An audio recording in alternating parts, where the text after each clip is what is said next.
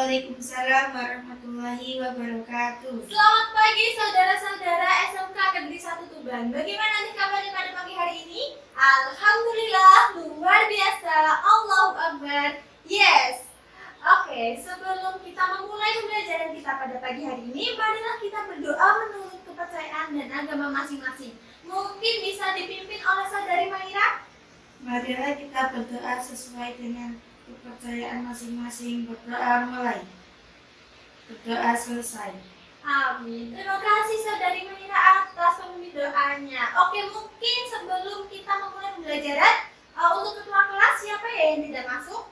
Tidak ada. Alhamdulillah masuk semua ya.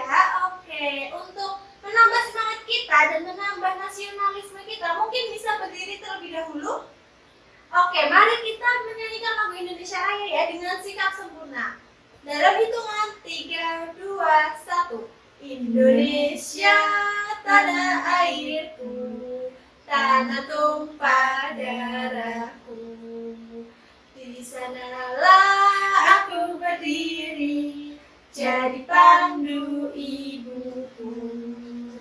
Indonesia kebangsaanku, bangsa dan tanah airku. Marilah kita berseru, Indonesia bersatu.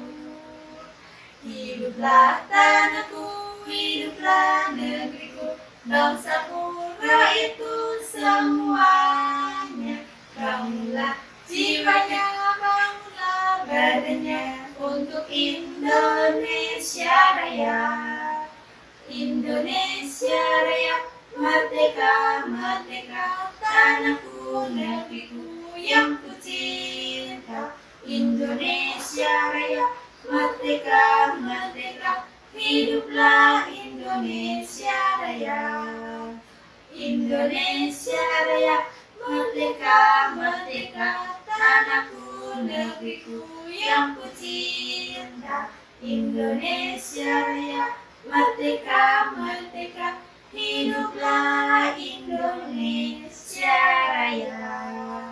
Oke saudari-saudara, mungkin jangan duduk terlebih dahulu ya, karena kita mau men-refreshing lagi otak kita, yaitu dengan ice breaking. Untuk ice breakingnya Ibu akan jelaskan, yaitu buka tutup, bertepuk tangan. Buka tutup, tutup tangan lagi. Digulung-gulung, lalu tersenyum, hihi, digulung-gulung, lalu tertawa, haha. Gimana? Bisa? Bisa. Oke, nanti temponya semakin cepat ya. Jadi 3 kali, dari rendah, medium, dan tercepat. Oke, bisa? Bisa. Oke, dalam hitungan 3, 2, 1. Buka tutup, bertepuk tangan. Buka tutup, tepuk tangan lagi. Digulung-gulung, lalu tersenyum, hihi. Digulung-gulung, lalu tertawa, haha. Buka tutup, bertepuk tangan. Buka tutup, tepuk tangan lagi. Digulung-gulung, lalu tersenyum, hihi. Digulung-gulung, lalu tertawa, haha. Buka tutup, bertepuk tangan. Buka tutup, tepuk tangan lagi. Digulung-gulung, lalu tersenyum, hihi. Digulung-gulung, lalu tertawa, haha. Oke, tepuk tangannya dong. Mungkin bisa duduk sekarang ya, dan jangan lupa untuk dipersiapkan alat tulis masing-masing karena akan masuk ke pembelajaran kita pada pagi hari ini.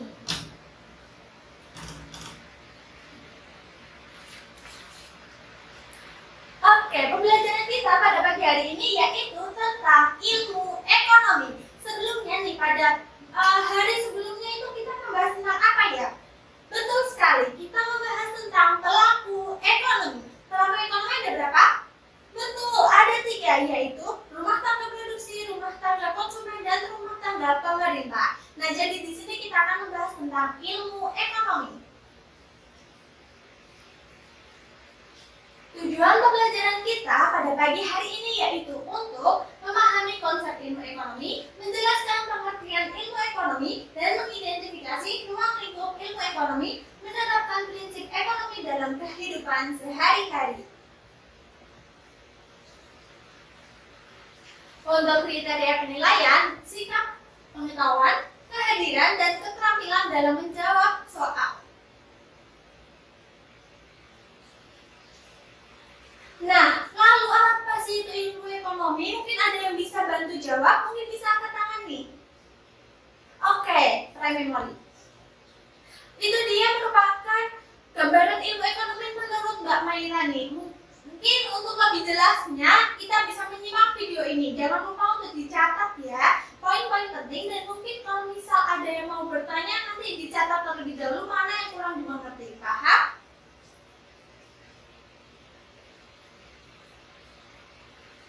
Mari kita simak video berikut ini tentang ilmu ekonomi.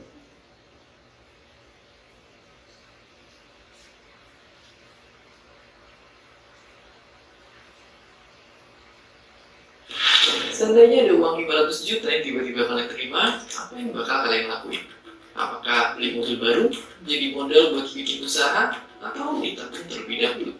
Tentu jawabannya macam-macam, tapi yang jelas apapun pertimbangannya, pasti itu semua udah dipikirkan dalam-dalam. Dan itulah pertanyaan-pertanyaan yang ada di ilmu satu itu. Tapi meskipun erat hubungannya, ilmu ini gak cuma bahas soal uang, tapi lebih besar daripada itu. Kita akan belajar ilmu yang sebenarnya ngajarin untuk bikin keputusan terbaik dari berbagai pilihan yang ada. Jadi, siap-siaplah belajar ilmu yang ternyata udah ada sejak manusia membangun peradaban. Sebuah ilmu yang mempengaruhi dunia dari sejarah, budaya, bahkan politiknya. Ini dia ekonomi.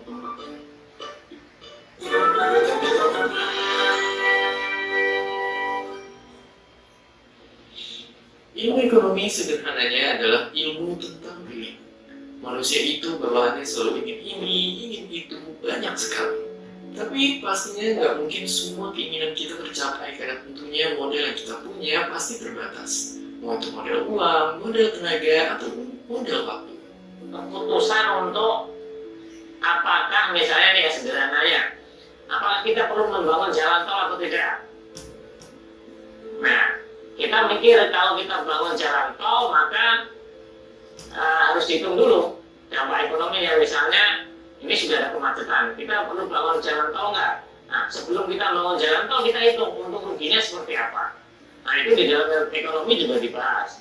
Mungkin yang sederhananya seperti apa? Sederhananya mungkin seperti ini.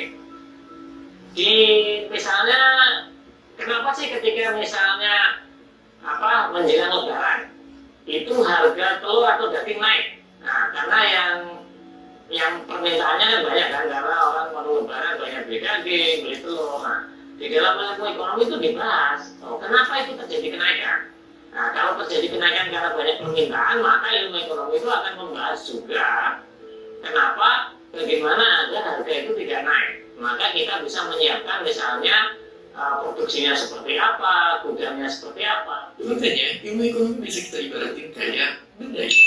Karena ilmu ini ngajarin kita untuk berpikir keras apa pilihan terbaik yang bisa kita ambil biar keinginan kita tercapai sampai sepuas-puasnya dengan usaha sekecil-kecilnya. Semua itu dilakukan lewat banyak pertimbangan, mulai dari alasan yang bikin kita pengen ngelakuinnya sampai apa aja kerugian yang timbul gara-gara ngejar keinginan itu. Dan disadarin atau enggak, dasar-dasar ilmu ekonomi sebenarnya kita terapin setiap hari pas kita dihadapin pilihan. Tapi bedanya kalau udah berurusan sama benda ini, tentunya pilihan kita nggak boleh diputusin pakai perasaan aja. Supaya akurat kita bisa pakai angka-angka dan data. Dan ini diterapin di semua kegiatan yang berhubungan sama keuangan. Gak cuma di warung, tapi juga perusahaan besar, bahkan sampai di tingkat negara. Ya, bisa kita anggap ilmu ekonomi itu nasihat kita. Tapi pastinya wujudnya bukan kulit keram yang bisa ngejawab pertanyaan, melainkan grafik, angka, dan diagram. Ilmu ekonomi jadi alat yang bisa kita andalin untuk menghadapi pilihan-pilihan sulit tentang mengelola keuangan. Dan itu nggak cuma sekarang, tapi juga dari dulu, bahkan hingga ke masa depan. Dulu kala bahkan ketika uang belum ada, ekonomi lahir dari perdagangan. Maju selangkah dari sistem barter, orang-orang Mesopotamia biasa dititipin harta mereka di kuil supaya aman dan sebagai gantinya dapat surat jaminan tanda penitipan. Surat inilah yang kemudian saling dipertukarkan orang-orang dan seiring waktu pun jadi layaknya alat tukar sendiri. Alat tukar resmi pertama yang dicatat sejarah muncul di daerah bernama Babilonia, tapi bentuknya bukan uang, melainkan logam perak. Tiap kali belanja, kita mesti nimbang berat bongkahan peraknya dulu. Baru lagi tanah bernama Lydia, uang dalam bentuk koin pertama populer dan bikin kita nggak perlu lagi nimbang-nimbang berat logam atau bingung pasti apakah logam perak itu murni atau enggak.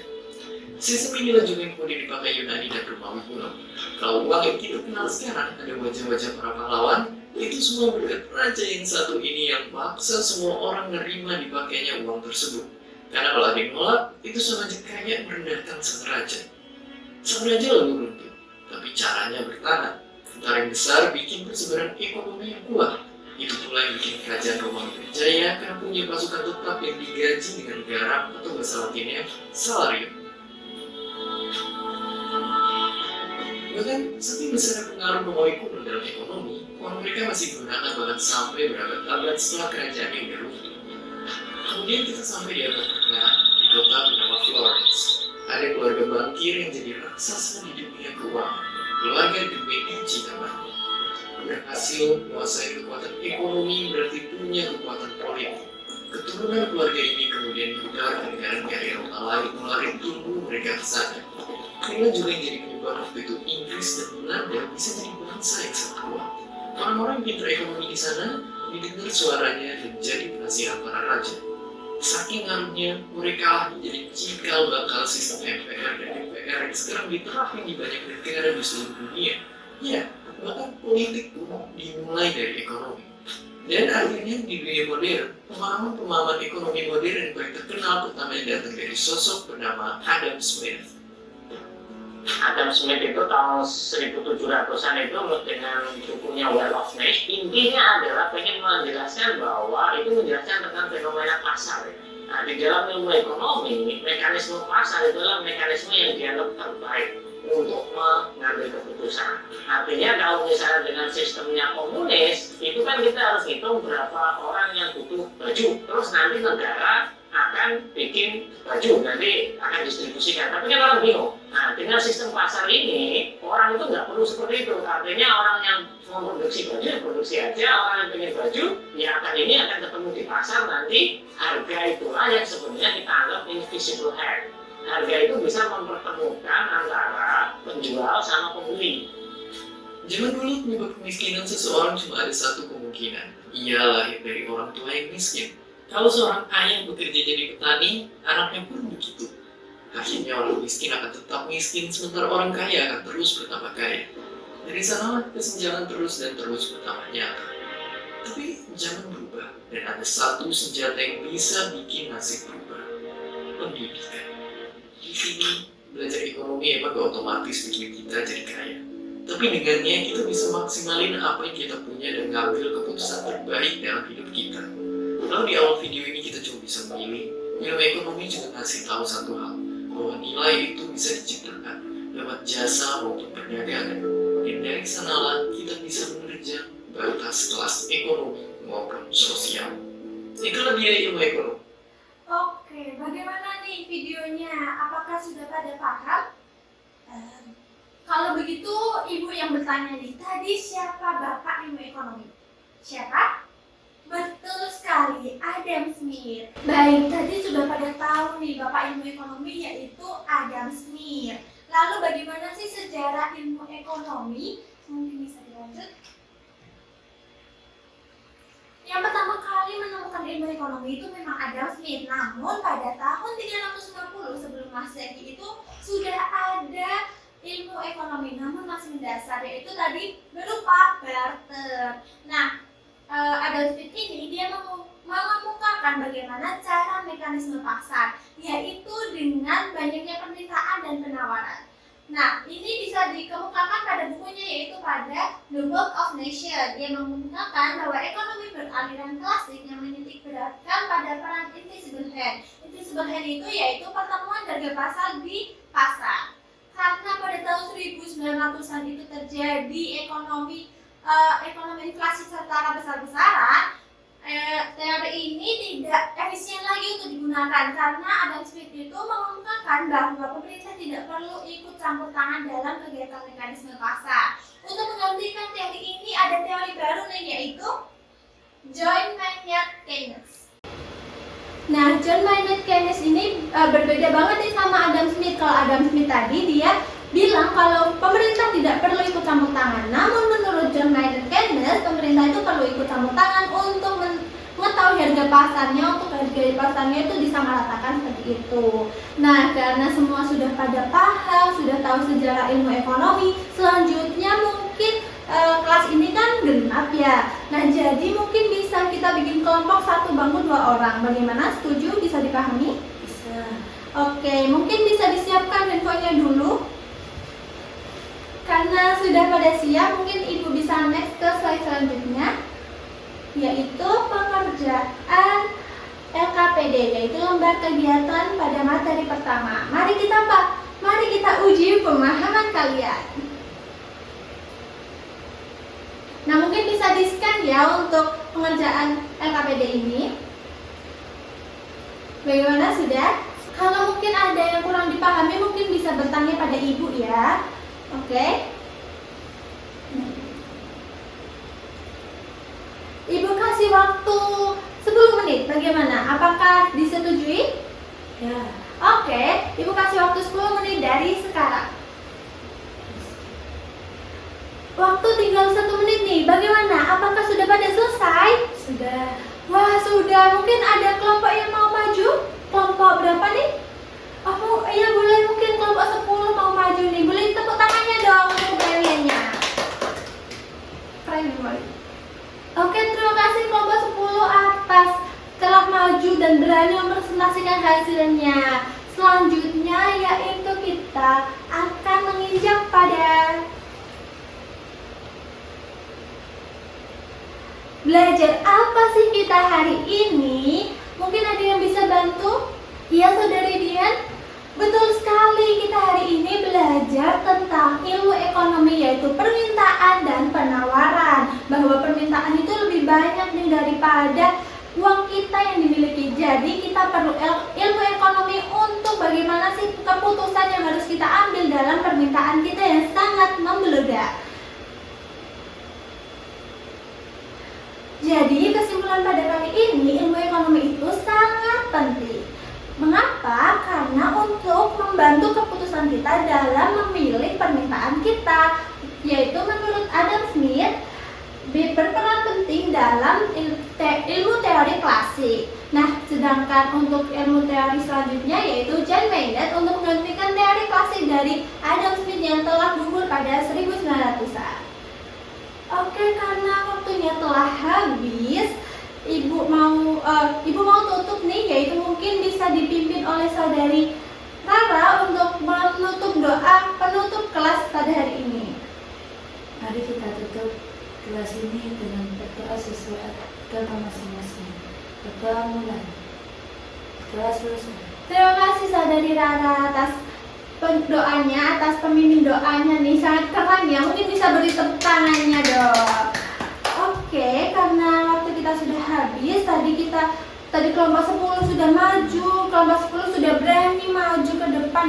Kelompok pertama mungkin bisa beri tepuk tangannya, sudah berani menampilkan hasil presentasinya. Lalu ada kelompok 5 yang mau maju, yaitu ada hal yang berbeda dari kelompok 10 nih ya, dia yakini menurut dia itu lebih benar seperti itu. Nah, karena waktu kita sudah habis, jadi kita akan pulang. Bukan, kita sebelum kita pulang mungkin bisa dipelajari untuk materi selanjutnya ya, yaitu tentang bisnis. Mungkin saudari-saudara mungkin bisa berselancar di media sosial, yaitu bisa di YouTube, di TikTok, mungkin apa itu bisnis. Nah, sekian dari Ibu. Sebelumnya Ibu mau pantun nih, jangan lupa bilang cakep ya. Oke. Jalan-jalan ke kota Paris. Cakep. Jangan lupa beli roti. Cakep. Ekonomi belajar analisis.